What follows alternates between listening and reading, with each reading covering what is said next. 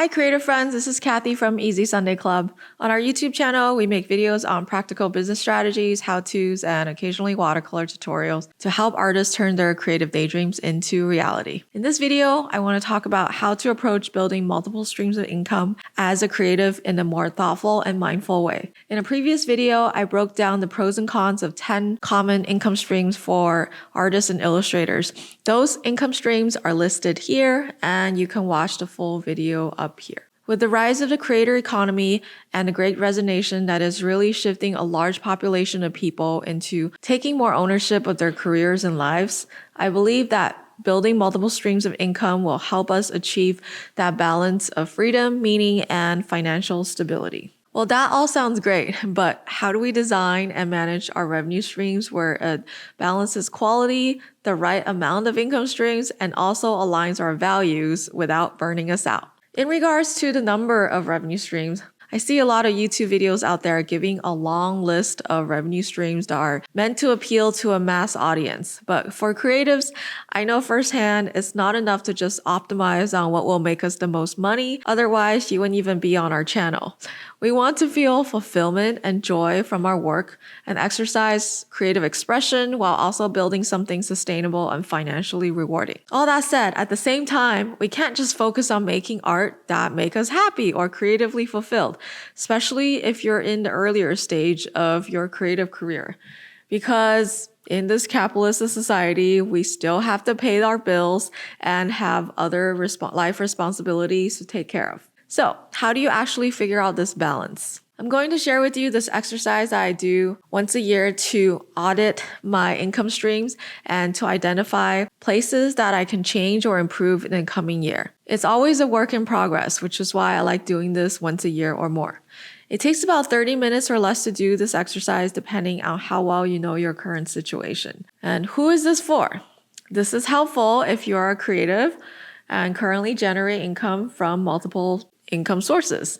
But even if you're working at a full-time day job right now and have been daydreaming about starting your own business or side hustle for a while, this will help you narrow down your options to pursue for the new year, as I know your time and energy are limited as a full-time employee. And why are we doing this? Well, this is a good method to give you a bird's eye view of your business or current sources of income so you can take the small, consistent steps to get to your goal. It goes without saying that everyone is different and everyone's situation is unique. But with this method, it helped me find a mix of income streams that really work for my personality and lifestyle goals.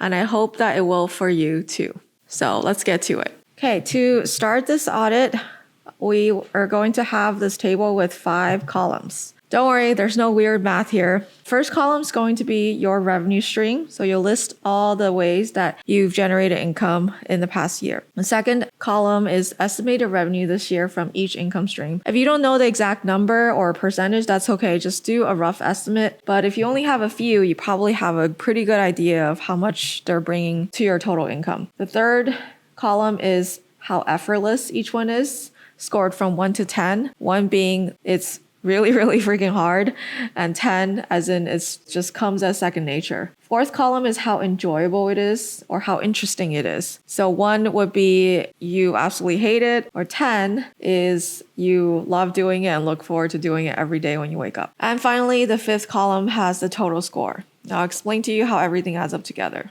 So this is what the blank template look like. I'll try to include a template in the video description below. If there isn't one, let me know. And here is a sample of how this looks like. I provided some revenue streams that I have or have had in the past just to get you started and get your brainstorming going.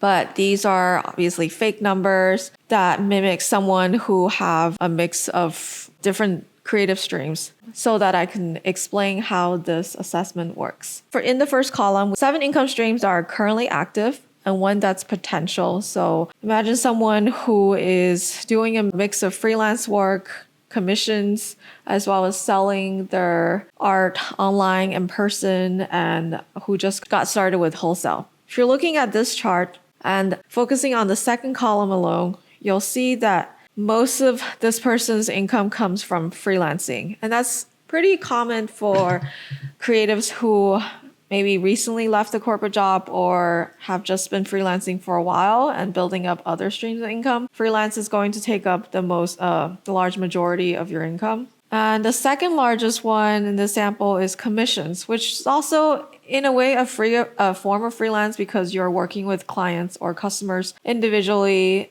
to create one-of-a-kind paintings or illustrations or whatnot. The third highest revenue stream here is selling online and selling in person. In this example, I set them as equal amount of revenue to get the point across that you might have two income streams that are generating you the same amount of income, but when it comes to how effortless or how enjoyable they are, you might find that you like them a lot more than the other. And sometimes without going through this matrix, you already know which one you like more. In this case, selling online is bringing you $5,000 for the year. It's not that effortless because you haven't spent a lot of time, marketing online and getting your work out there, or nor do you have the time to create new work. But you find it enjoyable when you get a sale on your Etsy or Shopify store. It brings joy to you and you feel like you are being rewarded for creating something from your creative imagination and someone else is able to appreciate it. Versus, let's say for commission, you might feel burnt out that you're always having to follow a client's vision, even if it's something that you don't agree with, but you're just executing other people's vision repeatedly, and over time you might feel worn out from that. And then the total score is simply adding up the how effortless column with the how enjoyable column. So taking an example of selling online, you have a total score of 11, and 9 of those points come from enjoyment. You really love selling online. You just currently don't have the bandwidth or energy to create new work to sell online. Why? Because most of your time is taken up from commissions and freelance work. Those are your top 2 revenue streams. Understandably, sometimes you may feel stuck because you feel like you can't just cut out freelance work completely or cut out commissions completely in order to work on this small, tiny piece of the pie right now that's growing very slowly, like such as selling online or selling in person. But by looking not just at how easy something comes to you, but also looking at how enjoyable or interesting something is to you, you can really start to shift your priority to working towards the income streams that you personally enjoy more. So looking at the big picture here, the highest scores are selling online, wholesale, and teaching. Teaching has the highest one. Again, this is just for the sake of this example. Let's say you have another income stream that's only generating you a small amount of money, like $500, but you really, really love it. Say for teaching, you taught a workshop one time before the pandemic, before lockdowns, and when people were still gathering, and you really, really liked it. You want to do more of it. It brings up your total score, but it's also not the most effortless thing to do right now. So you want to keep that in mind and try to shift some of your energy towards building the thing that brings you joy and you've already proven it can bring you some income. All right, so let's put this to real life application. I'm going to show you an example of how an income portfolio looks like for Easy Sunday Club last year in 2021 and what I'm going to do about this information. You ready? Let's do this. So for Easy Sunday Club, I have listed all 7 income streams that I've generated in 2021 and 1 potential new income stream, NFTs, that I'm going to explore this year. Looking at the percentages, these should add up to 100. At first glance, I can see that the highest generating income stream last year was actually freelance and corporate client work. They do pay the highest, so it doesn't mean that it took up the most of my time. It just happened to take up the largest portion of my revenue. And without going into it, that was part of my strategy to offset some of the pandemic-related logistics and supply chain issues that could affect the product side of my business. So that's the highest cut. The second highest cut is wholesale, which is selling to retail stores. Again, C-19 has affected my wholesale quite a bit 2 years ago, and last year it was just slowly recovering as retail is slowly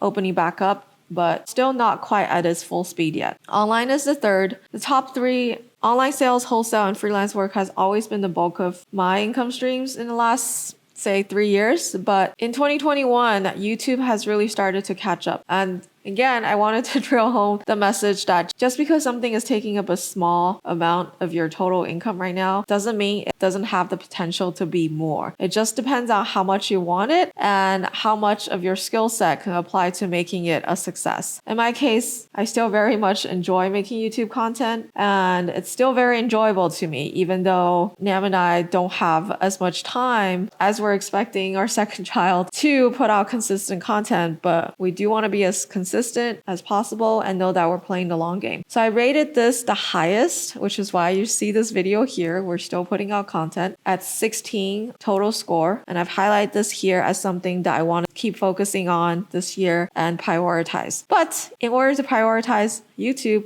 we have to let go of something else. So as I'm scoring the rest of my income streams, I notice the places I'm scoring low on. The lowest income stream I'm scoring on is actually the one that's generating the highest revenue, which is my freelance and corporate work. And while that's uncomfortable to admit and it's scary to think about, I do have to scale back that income stream in order to do the things that I want to do longer term. Especially since in 2021, I also want to experiment with NFTs. To build a new income stream from scratch, I really need to carve out the time and the bandwidth to work on this. So what does that mean? Again, I've highlighted two red, the lowest scores on this chart. One is freelance work, one is selling in person. We only did one show in 2021 because we weren't fully comfortable getting out there in a crowded markets yet. It was a good market, but we realized that just with our current lifestyle and soon going to be parents of 2 young kids, selling in person, having it take up an entire weekend is just not sustainable for us. So I'm willing to let that go, and that's a pretty easy decision. But with freelance work, I have to be more disciplined about saying no to new projects without completely burning bridges. Like I said in the previous slide, you don't have to completely stop doing something cold turkey or even quit your day job. I have other low scores there. Wholesale isn't something I want to stop completely. I love the relationships I have with my retailers, but I'm just not going to actively grow my wholesale accounts. I do have Fair to help me get discovered by new retailers, so it's somewhat passive right now, but I'm not aggressively growing my accounts. And since it is bringing over a quarter of my business revenue, I don't want to cut it out either. The final thing I want to mention about this is in year 6 of my business. So if you're looking at this and feeling overwhelmed and you're in year 1 or 2, or if you've just been side hustling your creative work for a while, like this might look intimidating. Like, how do you handle all of these income streams? It definitely didn't happen overnight. And like I said, I used to have commission on this list, and I have a couple other things that I had to cut out intentionally for me to build income streams that, again, leverage my skill set and are enjoyable and interesting. All right, I hope that exercise was helpful. I just want to give you some important final thoughts as you start diving into this audit. As you're watching this, you may already have a gut feeling what you need to let go of or what your heart is pulling you toward. This should hopefully give you a simpler model to reference so that you have some concrete data to validate your gut feelings. And if you are in the early stages of building out your revenue streams, you will likely have to let go of something or scale back on something in order to build something else. Why? Because you only have so much time. Secondly, if these decisions are difficult, just know that they are not permanent. You can always recalibrate, and most of these decisions are reversible. You also don't have to quit your day job cold turkey without anything lined up. There's always a transition process from which you decide to slowly scale back your time on one of the things that you no longer enjoy and is difficult to do and isn't generating the income that you wanted to start building another. And lastly, and most importantly, you don't have to have everything figured out. You just have to take the next step. Thanks for watching. I'll see you in the next video.